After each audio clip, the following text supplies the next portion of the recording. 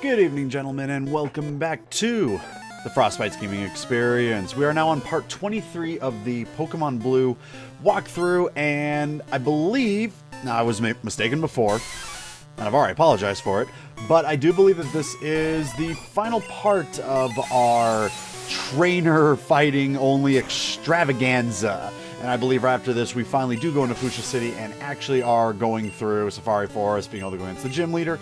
You know, the actual fun portions of Pokemon and not just doing a whole bunch of trainer fighting. But we still got this to go through, not too long of a part. I believe it's only about 13 minutes long or so. And yeah, I believe after this, we do head into the Safari Zone. So hallelujah for that. We are actually going to be looking to do something different other than just fighting a bunch of trainers continuously. So, with that said, this is a new day of the audio recording portions for me. I did 4 parts, I believe, all in one day. I'm not 100% sure, or either I did 1 and then 3 another day. It was something like that. And I'm hoping to get potentially another 4, maybe 5 parts done today. I'm really trying to just get as much of this done as I can, so then I can finally focus on some future stuff to go ahead and take care of, along with everything else that's going on, including the heat, especially the heat. Not too bad today, though, but, you know, in order to make sure that I try to keep everything nice, condensed, and not too noisy, you know, don't really have my fan going on super loud or anything like that, so it relatively tends to heat up a little bit in the midst of doing all of these videos, so kind of just hoping for the best a bit. Spent about a good majority of the weekend getting myself, you know, I was talking about getting back into doing videos for Twitch again finally, and it's getting more and more into reality that I spent a good majority of the weekend getting a lot of things set up for that, and the only thing that I don't have ready for that is an Elgato in order to make sure that I can hook up my consoles onto my computer. Again, I could go on my way and just play a whole nother game via like Steam or something in order to start off with Twitch soon, but I don't know, for some reason I really want to do Kingdom Hearts first for some reason. I'm not exactly sure. It could be, you know, it could be because of the fact that James doing it and haven't been watching him playing that recently has just made me go like, you know, I kind of want to do some Kingdom Hearts right now. I'm not exactly sure. It also could be the whole entire hype factor of Kingdom Hearts 3 coming out potentially, quote unquote, next year. But you know, I'm gonna hold my breath on that one. Probably like everyone else is gonna be holding their breath on it because, you know, until it's actually out, we can't really, you know, get too hype about when it is coming out because who knows. But anyway, so now that we are on route number 17, into the portions of it where you can actually, you know, rummage around in the tall grass against wild Pokemon, it's time to go through some stats, of course.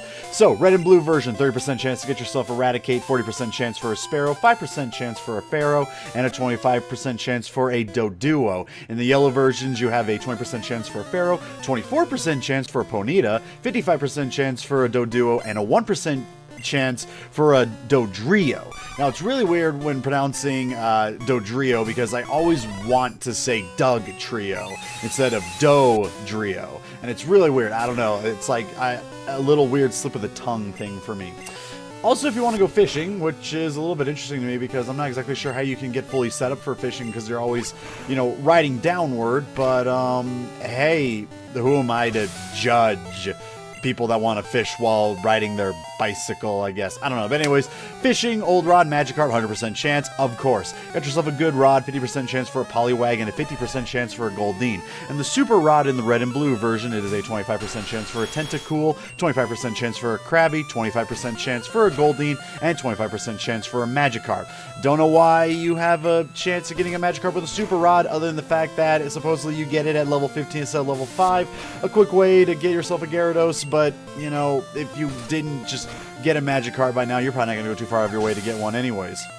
And if you're playing on the yellow version, the Super Rod gives you a 70% chance for a Tentacool and a 30% chance for a Shelder. So, again, not exactly sure how many people are going to be riding their bikes and then like being able to fish while going downhill very effectively, but again, who am I to judge? I'm not one for fishing anyways. Fishing was always just kind of like a thing for me where it's like, I don't know, it seems like something that you really have to enjoy in order to do it. Now, I'm not talking about like the professional level or like fly fishing because at least then you're doing something. I'm talking about just being like on a boat and fishing and nothing's going on and it's just really hot and all that stuff. And I guess for some people that's, you know, a really fun thing and relaxing thing to do, and it's just not for me personally.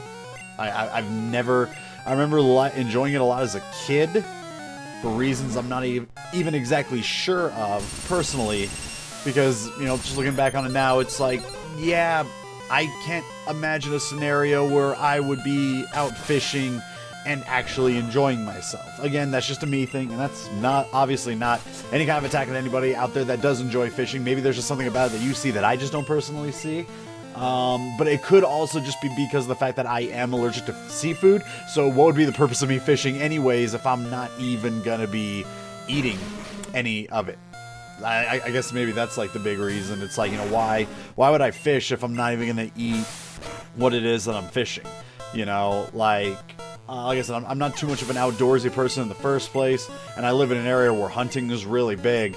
And for me, it's like I couldn't imagine myself ever going out hunting, even though I would eat the meat of whatever it is that I would hunt.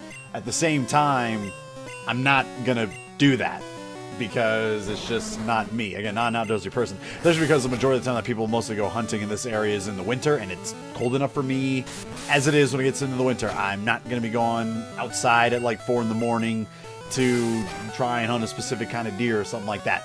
No thank you. I'll stay in my house where it's nice and warm. You people have the mentality for that. Good on you. You're stronger people than I will ever be, and I can admit that very, very easily. So anyways, so one of the more annoying things, well, for one, trying to get the items, as you can see right here, I'm trying to get myself one of the hidden items that you can get into this area, but it can get relatively hard because for whatever reason, when you're moving, even if you're pressing the button, if you're not timing it exactly correct in between like the squares that you are in within the game, if you do not time it perfectly, then you're going to be, you know, hitting the button at the exact time that your frame is still moving, causing it not to work. And so, especially in an area like this where you can't stop and then press A to check and see if there's anything in front of you, you have to time it perfectly, which gets really, really obnoxious in Gen 1 specifically. But I think those were the only two. No, I think there's one more hidden item, but I think it's a little bit easier to get because it's on a wall, if I'm not mistaken, but I'm not 100% sure on that one. We are either going to find out, or maybe we found out in the last video, I don't know. If you couldn't tell already, half the time when I'm doing these post-commentary videos, I'm not even really watching what's going on, because I've already had to endure this. This is stuff that you guys are going to be enduring, along with my voice, but, you know, hey, you watch this for a reason, those of you that are still actually watching this, and while I don't understand it, hey, just like with the whole entire hunting and fishing and all that stuff, I don't get it, but you guys do you, and I'll do me. Okay? Anyways, so, oh my goodness, I'm battling my way through this entire part, just looking forward to, like I said, I believe it's the Safari Zone next, which is going to have a lot of stats to go through. It might even just be an entire part of nothing but me going over the stats, and I am not looking forward to getting set up to go over all those stats, because I can't just simply have the website up, because I'm not taking the risk of getting like spammed by ads or anything that could potentially either interrupt the audio or also just, you know, cause something like weird to freeze or happen. So I gotta like get it all off, the information off, and then just like throw it into another program in order to go through it all entirely separately, giving a little bit of a behind the scenes on how Frosty does all of this. Might be a little bit much again in the eyes of some people. Okay, so it's not on anything, so this is me just trying to time, like, the select perfect enough in order to get whatever hidden item is I'm trying to get, although I think in this case I just wasn't far enough up as I should have been. And again, it's really, especially in areas like that where it's like, oh, it's this many squares away from such and such an area. It's, you know, it's easier to count that when you're walking because, again, of the stop in between. Without that, unless you can visually see the grid, which, you know, I cannot, you know, trying to get a perfect count on where you're at is a little bit more difficult. And again, already said it before, but trying to time it when you're getting on the square and not in between and going between one square to another in this game can get a little bit tiresome sometimes. So anyways, with that said, so going back on the whole entire Twitch topic, you know, and this might be the last time we even talk about it, because hopefully there'll be more things to, there should be more things to discuss further on when we get in further on into the Pokemon ordeal, except for one area. Oh boy, that's going to be, I think that's 2 entire parts in itself for one area, and I think people already know exactly what it is I'm talking about, but, you know, that's going to be one where I'm definitely going to have to find something else to delve into. But, again, almost done getting everything completely set up for Twitch, and like I said, kind of waiting and potentially just doing Kingdom Hearts. I don't know. I might look to start doing it sooner than that. Not exactly sure. Just because I don't know. Like, I find myself most weekends just kind of playing games just for fun randomly, and it's like, I guess I can just throw that on, you know, Twitch and just kind of do that for fun as well. I mean, I've done it before, all that stuff with like just minimal setup, and this time I went on my way, created an overlay and all that kind of stuff, you know, so it's like, oh, stepping up my game and all that kind of stuff. But the reality is, you know, I'm just kind of looking just to like branch off a bit, most like what other YouTubers do, you know. Eventually they find their way onto Twitch and for a lot of them it's mostly to hang out with, you know, their audience live. And I'll be very curious to see, because back when I was doing Fallout 3 and I was also doing Pokemon at one point in time, I had a bit of a small following that made it fun because I was able to interact with the people directly, which is something that I normally don't do. I never really saw myself as a live game player. I've always been more of a YouTube-esque one. I do my commentary, call it good. So this will be interesting to see, because I remember in the past when I would do it, because I can get so focused in the game sometimes, you know, completely forget that, hey, there's potential of like people watching and all that kind of stuff. And a live interaction, basically, I'm usually better with like post interaction, I guess is the best way to put it. And, you know, I'm already like, I can do commentary for a game when there's no one interacting with me anyway, so it's like, you know, in some cases it's like, why would I bother doing that when it's like I do it live? But, you know, if I'm already doing it like I'm doing it for YouTube, then why even bother? Well, because, I mean, hey, I don't know, maybe some people do want to interact, you know, I'm not exactly sure. There was in the past. So, I mean, if there's still people out there that are curious and are like, hey, you know, I want to, you know, just watch Frosty play whatever and watch it live and chat with him, then, you know, let's give it a shot and see what's going on. And for those that are interested, I did, like I said, I'm not exactly sure when exactly I'll start doing it. You guys will know.